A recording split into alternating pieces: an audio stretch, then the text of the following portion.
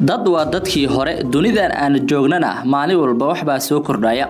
dadkii hore waxyaabo badan oo hadda si caadi ah u isticmaalno waxa ay leedahay ama la aheed waxyaabo ceeb ah haddasa waxa la maroyaa sanada 2022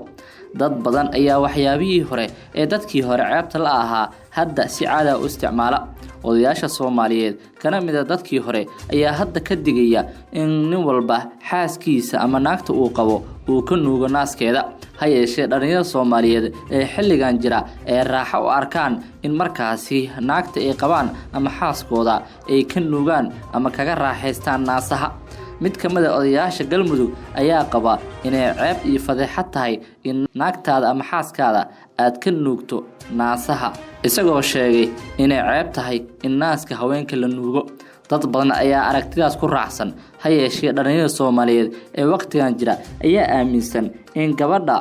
ama xaaska in naaska laga nuugo ee qayb kamid ah raaxada tahay bal aan daawano mid kamid ah odayaasha ku nool deegaanada Galmudug oo qaba in naaska oo la nuugaa ay tahay xaraan waxay dhahayaan bibi waan ku jeclahay walaal macaane aan sawir ka qaado naaska aan ka qaado jacaylkayga baa ku jira bibi intaas leeyahay gabar naas laga nuugo ma rabno oo ninkii qabanaaga naaska ka nuugayo diinta islaamka ay dhaafsantaa la dooni maayo raaxadu maxay taa war ciyaal siina xilama yaqaano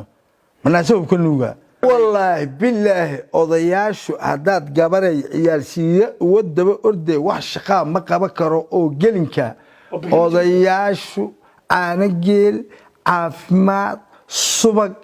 ay haystaan cuneen beerkay ka duqeyhayaan ee ka har ciyaal siidaha taleefanka shaashada ku agdhiga odayaashu wax waa bakrij kami jiraan misana alla naga bixiyaba sunno fircoon gudihi sunno gudaba iska dhooma Soomaa war waa kala duwan yihiin waa gabar corona gabar fircooniyo gabar corona weerta corona migeel baa loo hayaa gabarey odayaasha hadii aad diidid oo istiraaxakadiisa miyaad agseexan kartaa waxaad ku soo dhawaataa ciyaal siida food dheer oo markii aad qaawanto sabeecaysaan gabdhow anigu waani kaga digay haddaba daawadi adiga fikirkaas ma la qabtaa muxuu kula yahay in xaaskaaga ama naagtaada aad nuugto naaskeeda